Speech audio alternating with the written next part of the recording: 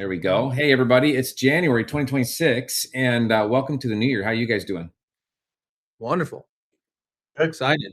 Good. Yeah, me too.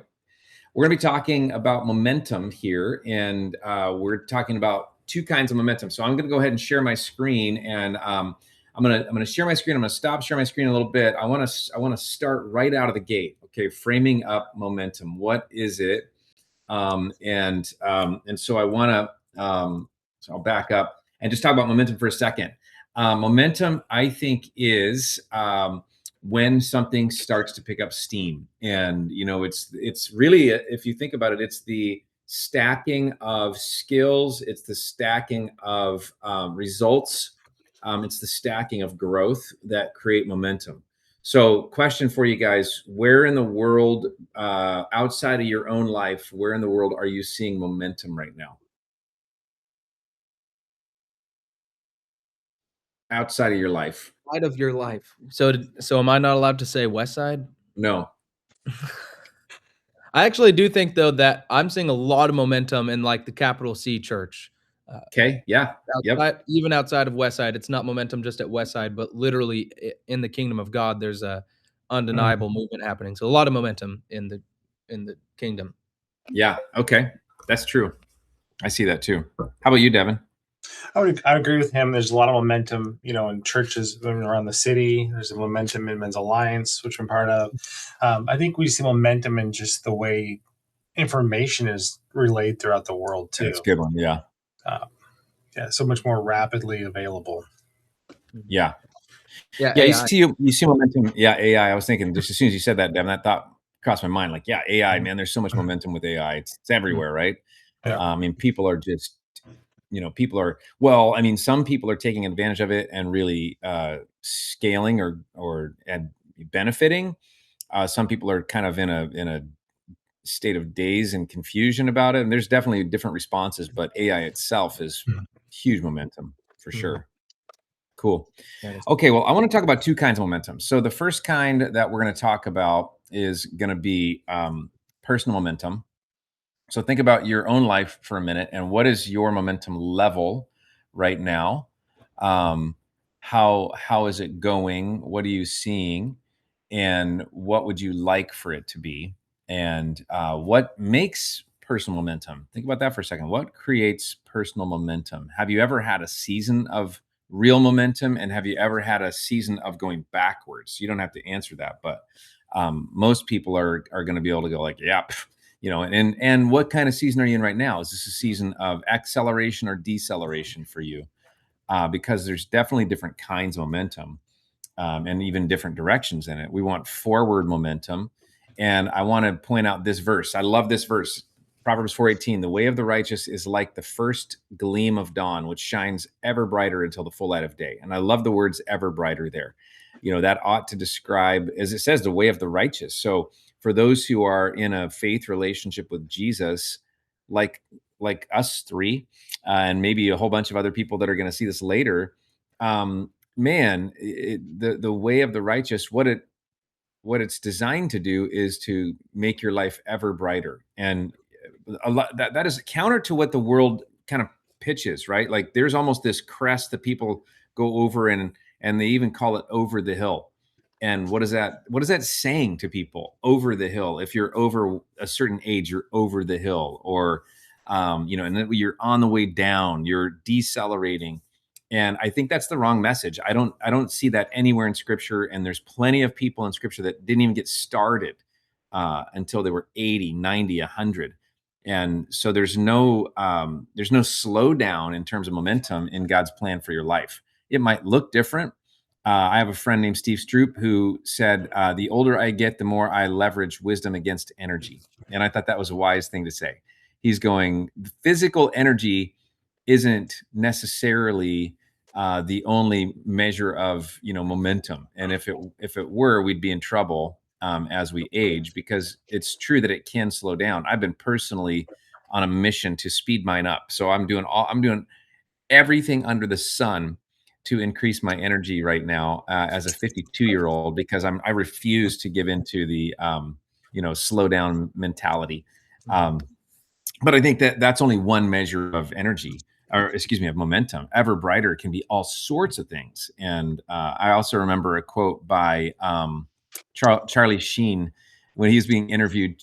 Uh, Definitely kind of an infamous character, but Charlie Sheen was being interviewed, and they said, "What are you afraid? What are you most afraid of?" And he said, "I'm most afraid of growing older without growing wiser."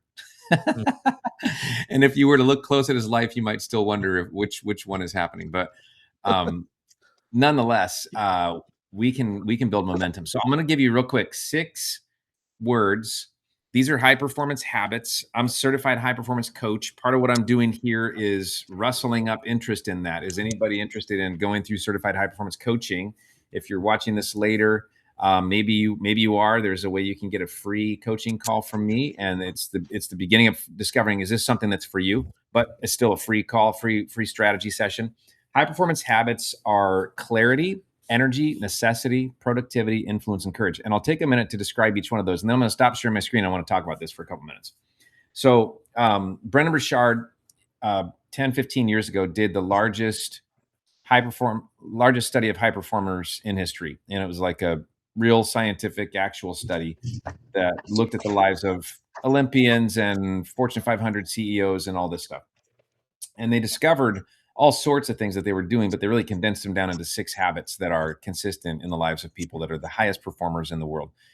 And I think when you look at this through a spiritual lens, you can go, well, wouldn't Jesus want us to have all these things? Clarity, yeah. Energy, yeah. Necessity, yeah. Productivity, yeah. Influence, yeah. Courage, yeah. These are not unbiblical things. And I don't think there's any value in separating sacred and secular here when it comes to high performance. If anyone should be the highest performers, it ought to be the people who have the Holy Spirit inside of them. Mhm.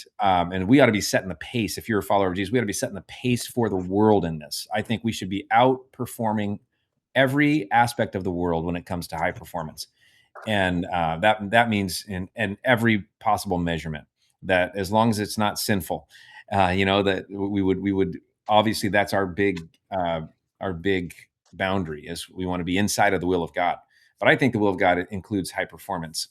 And so every day I fill out this some form of this. Sometimes I do the digital one, sometimes I do the paper one. This is called a high performance planner, and it just helps to kind of condense these down. And so every day I rate myself. How did I do today on these 6 things?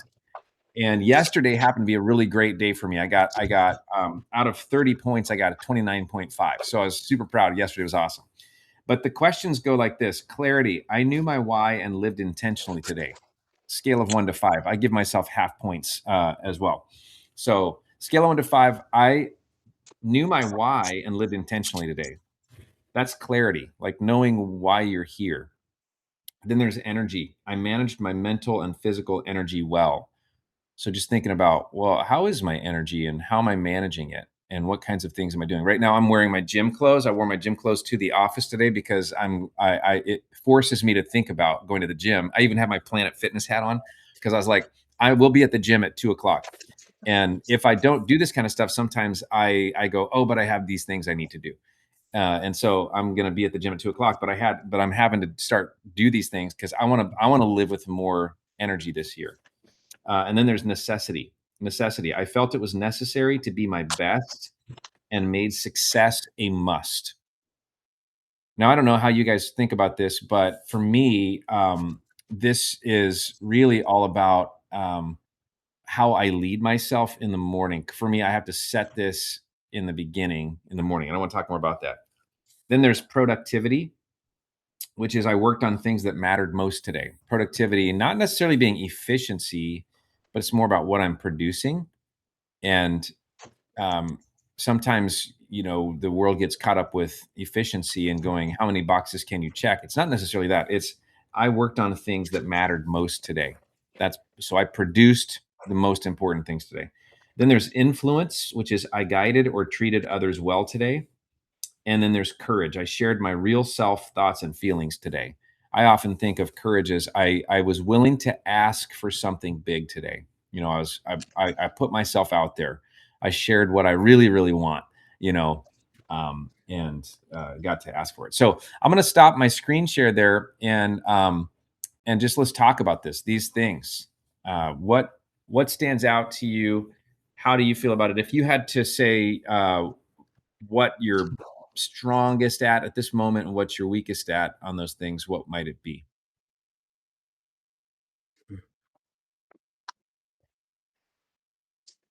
Any thoughts? Clarity, energy, necessity, productivity, influence, courage. Would it help if I put the list back up? I have it right here. I'm looking at Okay. mine. Yeah.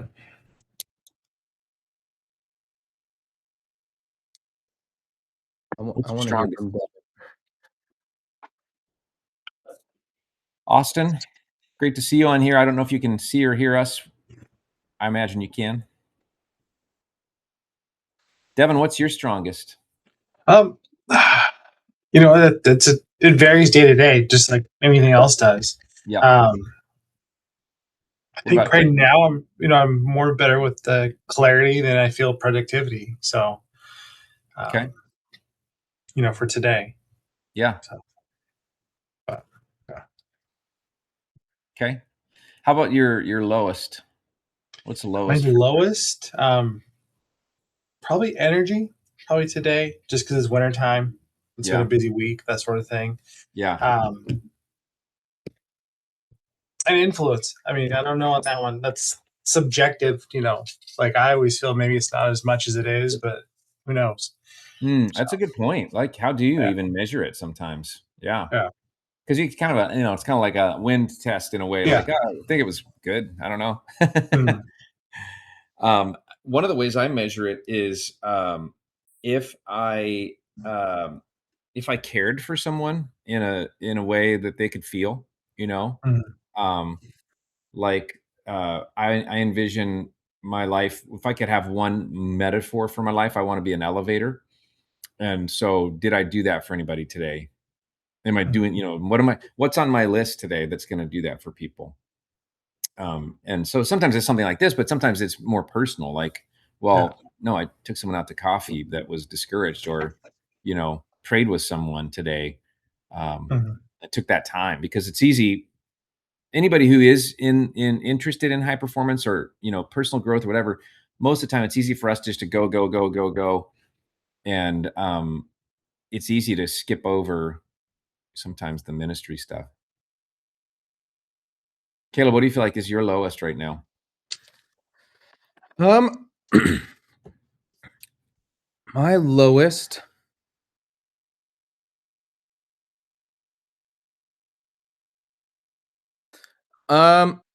I think sometimes it takes extra intentionality for me to do what the high performance planner, and the high performance words here refers to as courage. It says, I shared my real self, thoughts, and feelings today. Hmm. Sometimes I don't really give that time.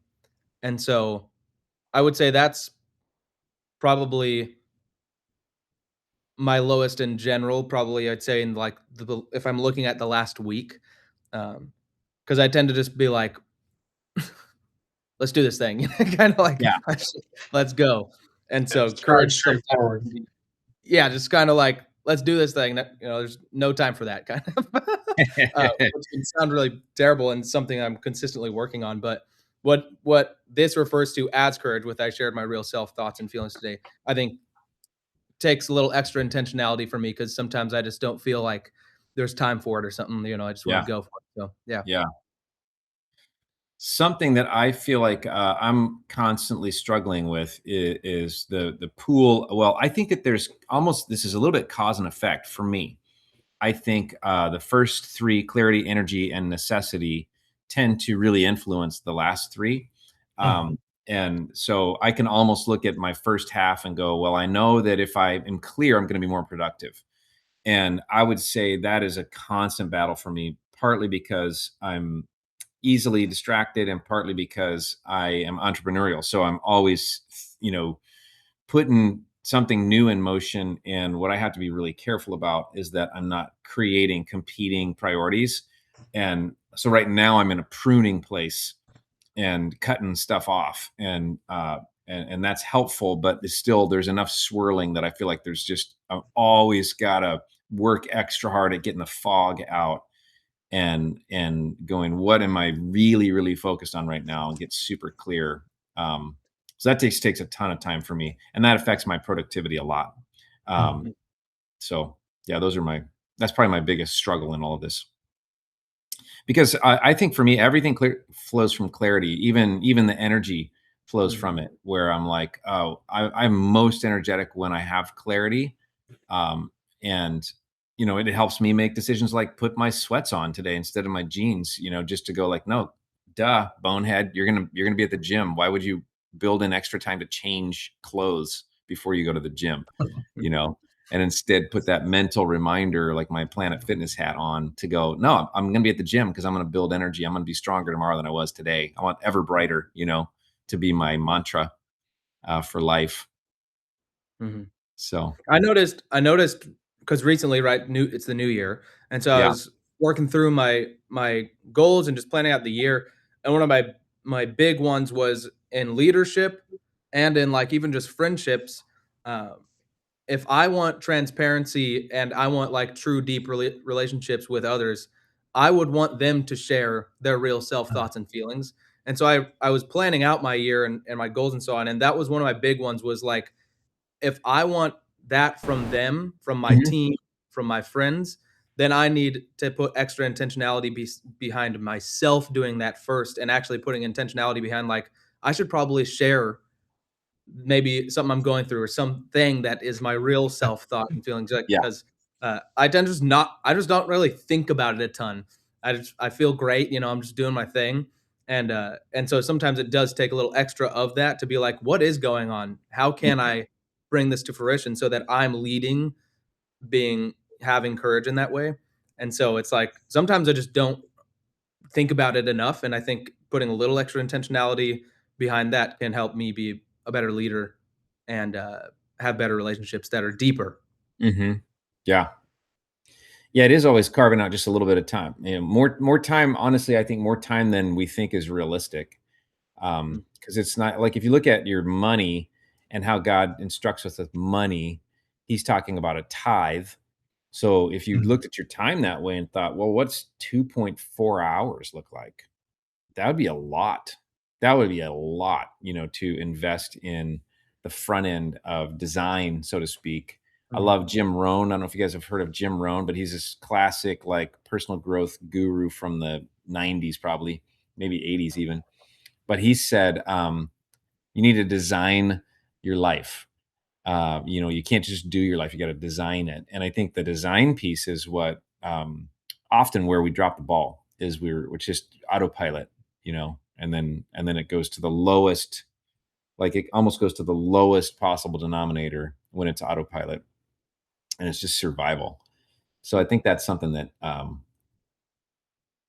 I'm reminded of in this conversation. If we're going to have momentum, it will be because we designed a life that has momentum. It will not accidentally happen, right? Mhm. Mhm.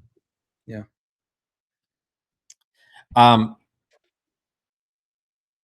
any other thoughts on that from you guys, or questions? What does this stir up in you? I think it stirs up that we have to be more intentional, like especially with your time and what we do, to try and hit all of these. You have to be intentional about it. It doesn't happen by chance, right? Yeah. Um, uh,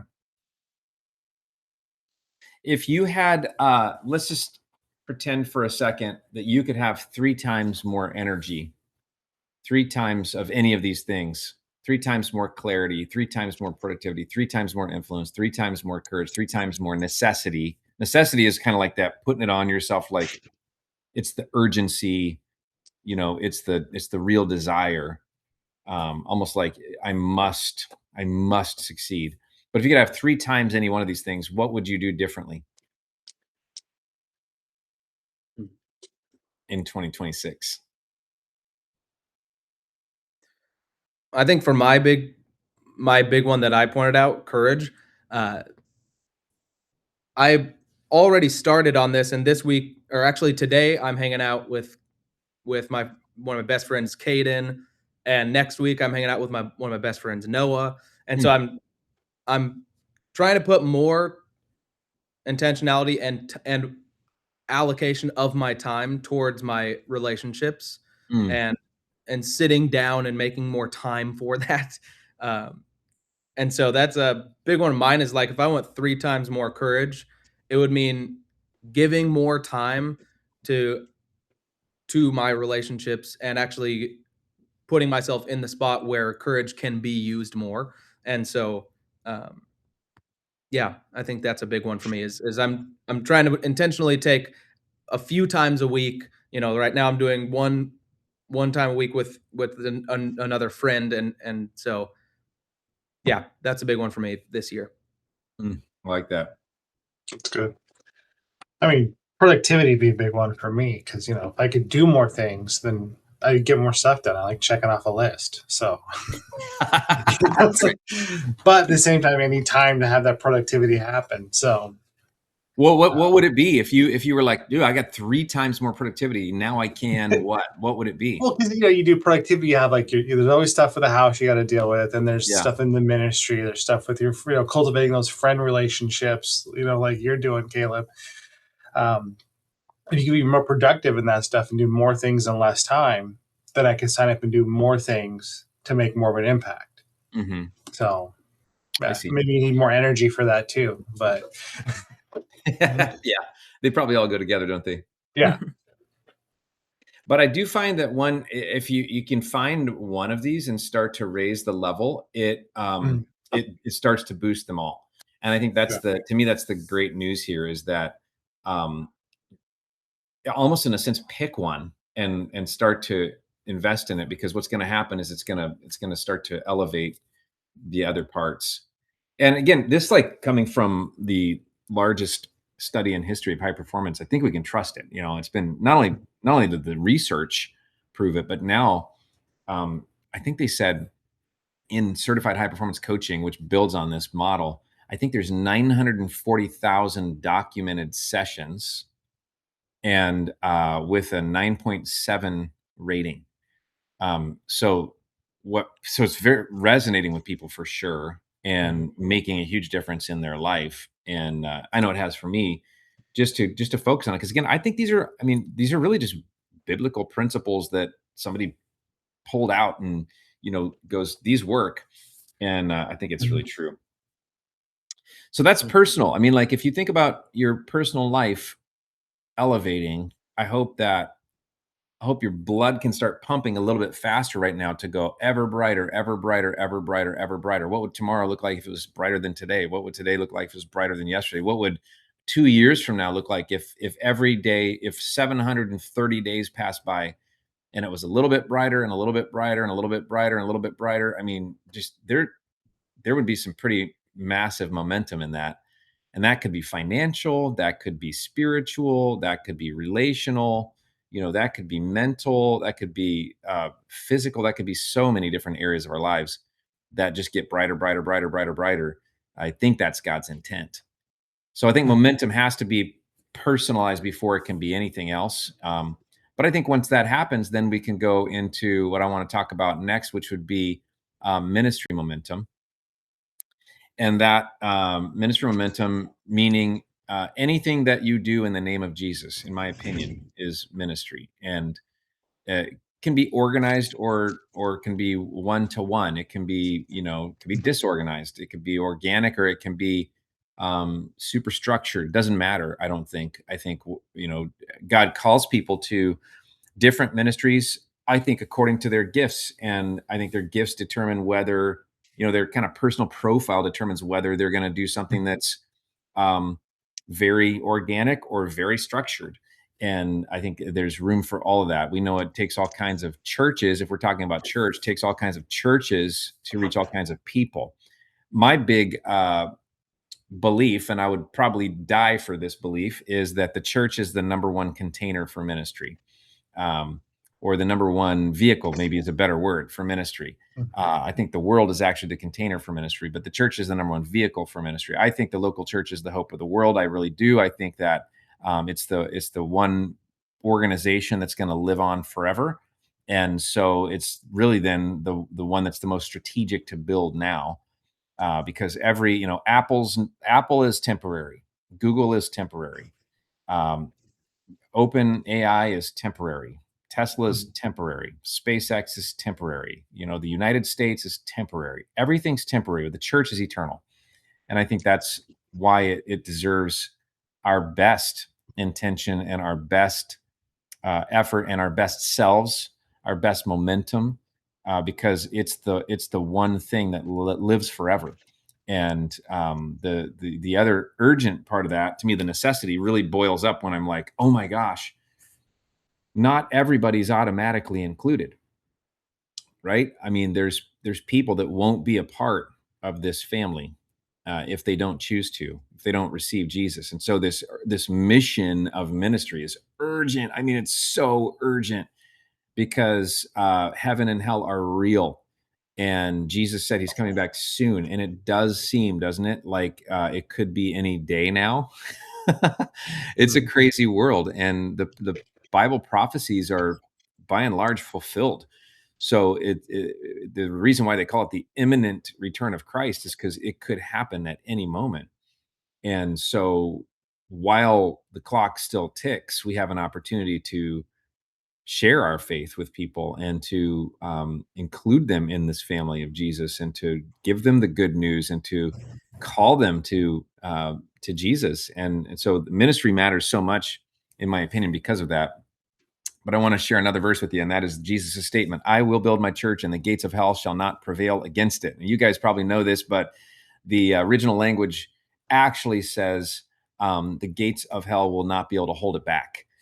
The idea would be not an offense. The church is not a defense, excuse me. The church is not on the defense as though hell is attacking us and we're going to win. It's the other way around. We are attacking hell and we're going to win. And so I think we have to take that offensive approach. I like both meanings: offensive in terms of a sports tactic, but also offensive as in we're going to offend the enemy. Let's be as offensive as possible to the enemy.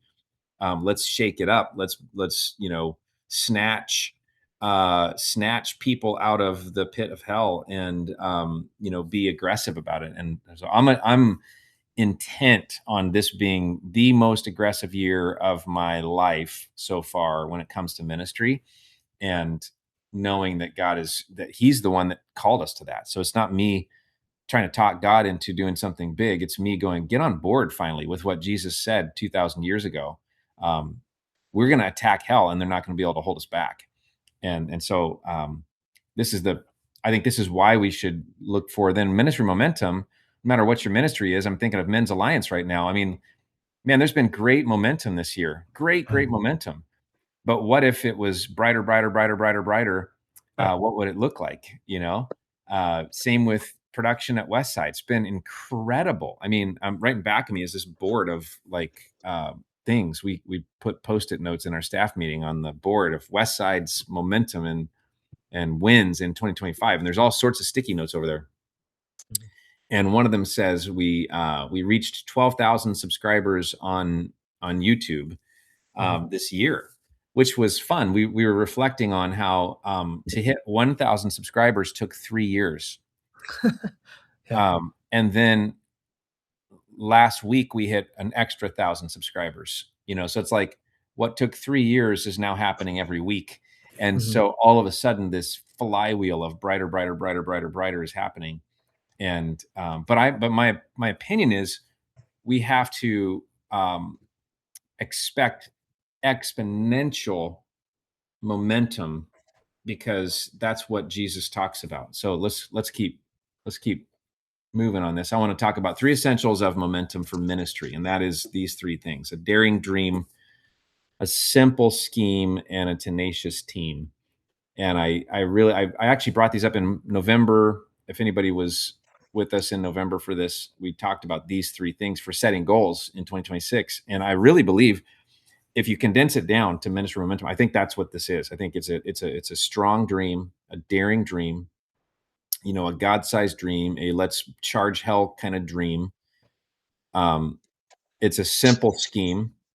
And we talk a lot about at Westside, and I talk about in leadership development, simplicity on the other side of complexity. I think it's super important that we go, we're not going to do something simplistic that means we haven't even thought through the consequences. We haven't thought through the strategy.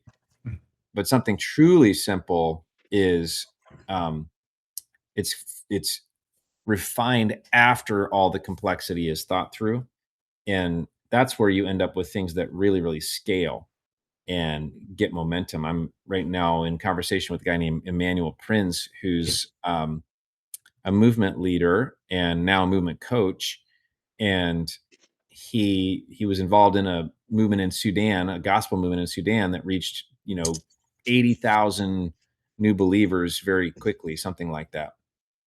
And as he and I were talking recently, we reflected on how it's only if you have the absolute most simple plan possible that something like that can happen, because simple scales and complicated fails. And that's, Alex Hormozy and all the greats on scaling in business would say the same thing, that it has to be super simple how you're going to get it done, right? So I think if I was to zoom out and look at what's working in the world, Men's Alliance to me stands out as one of those things. It's like the reason why this works is because it is a daring dream to pull men up to their God-given calling in the world. Daring dream, and it flies in the face of culture, right?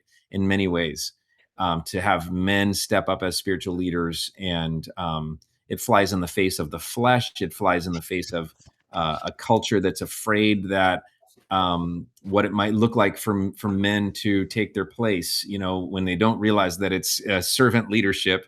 It's misunderstood. But when you look at that dream of Men's Alliance, it's a very daring dream, but it's also an incredibly simple scheme. I mean, it's so simple. Yeah, there's layers to it, but I mean, it's the same thing every time. You show up on a Saturday morning or whatever day, and it's the same thing every time. And it takes, you could write it down on a napkin. That's what it is. And I think for me, that's been my kind of measure for simplicity is, could I say it once and somebody could then repeat it to someone else? And if it's that simple, then it will scale. And so at Westside, we've been working on this for ever. I mean, ever, ever, ever. On my wall back here, I have a chalk wall in my office, which I've had for, this is now just now 10 years I've had this up. And it's evolved and stuff, but underneath the layers, I can still see the layers of what was there, because this chalk I use doesn't erase all the way. So I see like iterations of our ministry philosophy on my wall. And it's just, I keep it up there to remind myself it's always evolving, in the sense that we're getting clearer and brighter, brighter, brighter, stronger, stronger, stronger, more and more simple. Because I laugh sometimes when I look what's up there and what we have now. Because what we have now is so simple. It's 3 mountains: Jesus, community, mission. That's our entire strategy right now. And love the fact that you can remember it with one time somebody saying what that is, maybe showing you a picture of the mountain range that we use to talk about it. But when a first time guest showed up last year at church and then bumped into somebody they knew and shared our mountain range with them, who that person then came back and reported it to our staff, I was like, I think we did it. I think it's a simple scheme, finally, like it's not some 10-step thing or some 50-page document. It's a napkin, and I think no matter what we're doing, it has to be a simple scheme if it's going to build momentum. And then the last one is a tenacious team. And that, probably speaks for itself, but there's a reason why things work and things don't work. And this is a big part of it. I think looking at all of your ventures in life, how many of them are solo and how many of them are team, and where's the team strong and tenacious and where's the team weak? Those are probably the questions that keep us up at night, to go, wow, how do we get this moving? There's just no way around it. These 3 things have to be a part of anything that's going to have momentum. So I would love to just chat about that and find out what can we continue to learn with that. I like that everything rhymes in a way. Yeah. It has Scheme. to for me to remember it. Exactly. That makes it easy to remember, which is good. Hmm. What have you guys noticed about this? What are you working on right now? I think a huge one for me that I mean, it's a huge focus of mine is team. Mhm. For probably the last, what would you say, Dad? Probably the last 4 years, team has been like a huge forefront of my leadership in mind. Yeah. And the last probably year, that's been an absolute hyperdrive on how important team is. And so, um, yeah, I think team is probably my biggest focus right now, uh, because dream and scheme, those are really clear to me, very clear. Mm, Dream mhm. and scheme are really clear in all the facets of my life. Team is consistently being built, and the dream and the scheme lead a lot of who will join your team, the caliber of that person, the size of the team, and so consistently working on the dream and scheme and improving it and reaching its next level. But man, team and sharpening my leadership and getting more people, more high caliber people, improving the people that are currently on the team, man, those are a huge focus of mine. And so, I mean, you could see that if you look in the production team in Kolstad Media, that's just a something that I'm putting a lot of focus on. So yeah. Yeah. I That's would good. I think one thing that, comes up as a question all the time, does for me, because I like to start something new. Like, so I'll start something new and then I'll be like, I mean, candidly, I'll be like, crap. I don't have a team for this, you know? Yeah. And then I'll realize either I have to let it go because I'm not gonna scale something. There won't be momentum if it's just me, Mhm. or I have to recruit a team. And Mhm. some of those things, they take a long time. Like I literally just am handing off the ownership for a podcast that is for church planters that I helped start 3 years ago, probably.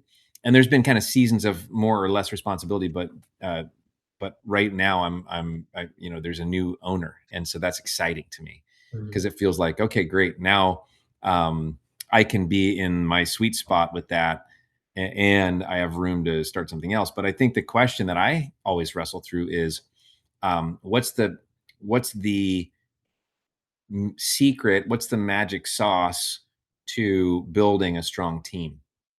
To building a tenacious team? What do you guys think? Mhm. I think when you build a team, you can't just have a team with a pulse. They have to be someone specific. It's their calling or they're good at it. Um, you can't just be like, I need a warm body to fill a Mm, spot on a team. Like mhm. um, that's important. And then finding people that share your dream usually are Yeah, more invested on being on the team. So yeah, yeah. Mhm. That's Yeah, I good. agree.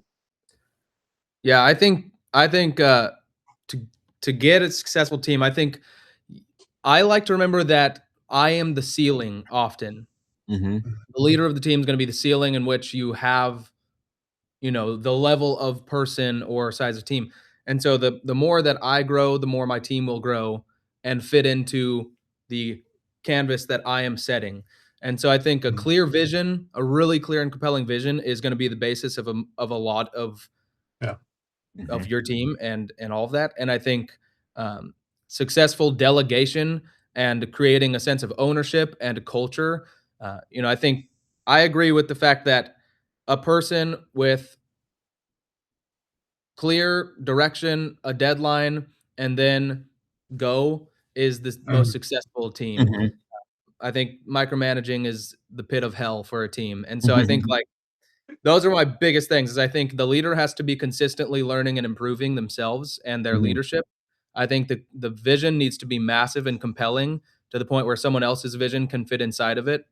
And you need to be successfully delegating consistently. And the team also needs to be growing and they need apprentices because that's where ownership is created is when they own the process, they own the outcome, and they have people that are learning from them because then they have influence, and that gives them a unending cap of influence and excitement and ownership. And so yeah.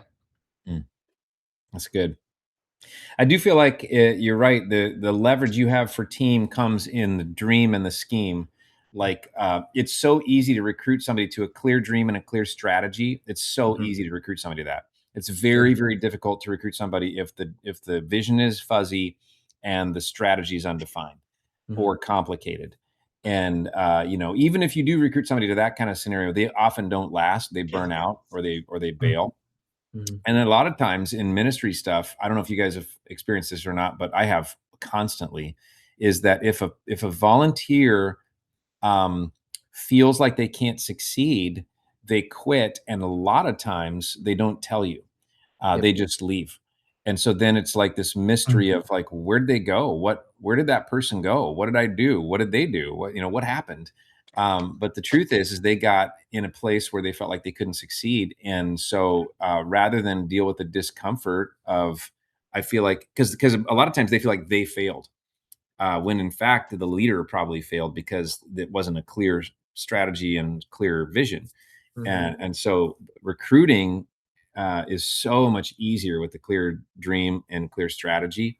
Mhm. Um, that I think then you get to that point where, Caleb, your thoughts too about and Devin too about filter, get the right people on there, and then delegate and properly motivate and get out of the way. In a sense, Mhm.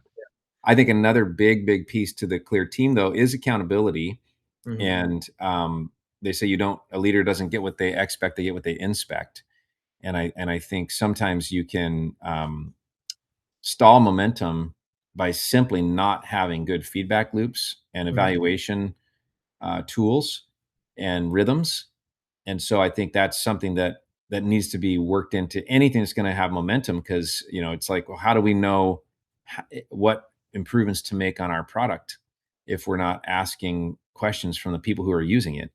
Mhm. So what's the evaluation say, and how can we get better and grow as a team? Because that's the better, brighter, right? Is momentum is going to come when we we get better at presenting Jesus in ministry, at sharing Jesus Mhm. and calling people into discipleship. And we're only given one job. We have one job: make disciples. That's it. Mhm. Mhm. And so we can get better at that. To me, that's kind of exciting. We can get better at that, and that's like my lifelong goal: get better at making disciples. That's it. It's so simple, right? But it's very deep and layered, and there's a lot of challenges to it. Mhm. Yeah.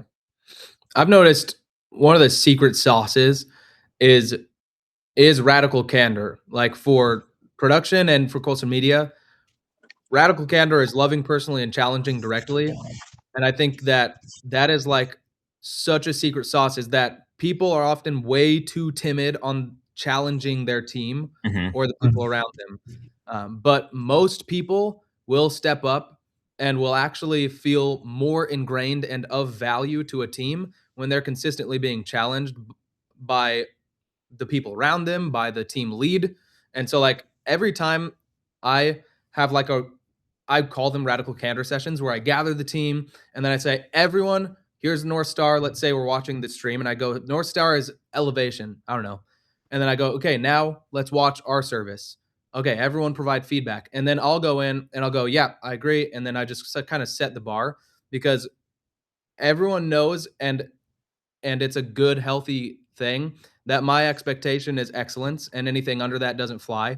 And so it's like, that's good actually. And some people will be like, "Oh, that's too much pressure." No, it's healthy. Like radical candor and me going, "I love you, but that camera shot needs improvement." Like I'm gonna challenge you directly. Like I love you personally, and I loved having coffee with you the other day, but the bass sounds terrible right now. Like just being like, "I love you, but this needs to be challenged." And so Yeah. radical candor, I think, is ingrained in a healthy team because no one likes a person that has hidden expectations and has only the bright side and never tells them straight feedback.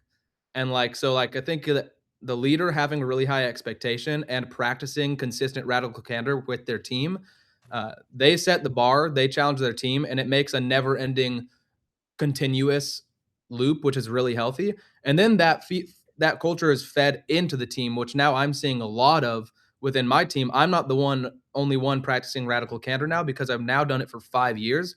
The whole team does it, and my team leads do it all the time. And they grab their teammates and they go, "Ah, that could have been this way, dude. Love you, dude. You're doing amazing, but you need to fix this." Like, and it's so awesome because it doesn't just speak to their skill; it also speaks to their marriage and their relationships and their Yeah. lifestyle and their mind and their thoughts. It domino effects. And so you can practice radical candor in many ways, which I think that's one of the secret sauces. Yeah. Commercial Radical Yes. Candor by Kim Scott. So good. If So you good. haven't read that one it's a golden one. That's great stuff. Yeah. So good. Very good. Well, I'm excited about what's coming for 2026 for all of us. And I'm, prayerful that we'll take seriously the brighter, and the charge hell mentality this year to go personally and in ministry. I will do my part for this to be a year of momentum. Like, I can't control the stuff that only God can control. I'm not going to try and do his job, but I will do my part. I will be faithful in living up to that standard of brighter, and charge hell. that's what he's asking for us to do, I think, this year. Because look around at the amount of receptivity that's happening. I think they say, to whom much is given, much is required. And I think that is true personally. Like, somebody could look at that and go like, well, this person was born with a natural talent for engineering. So then, God's expectation for their life is to use that skill in some way. You can engineer a lot of things, but God's going to expect you to use it. That's true. But I also think it's true of the world around us. To whom much is given, much is required. If we go through this season of openness, and we aren't brighter, and charging hell, we're leaving fruit on the table for God's kingdom. And I think we're going to be accountable for that. So, like, to me, I've got this fear of God motivation in me that goes, this is our time. This is our time. In many people are saying, this is like once in a lifetime season of opportunity for us to be the light. And let's take it and go for it. Yeah. Love it. Well, thanks you guys for being on here. Encourage anybody who's listening now later to go back through the rest of this. And want to remind everybody that if you need help growing in your personal or ministry momentum, I'm here. I'm a coach. I love this stuff.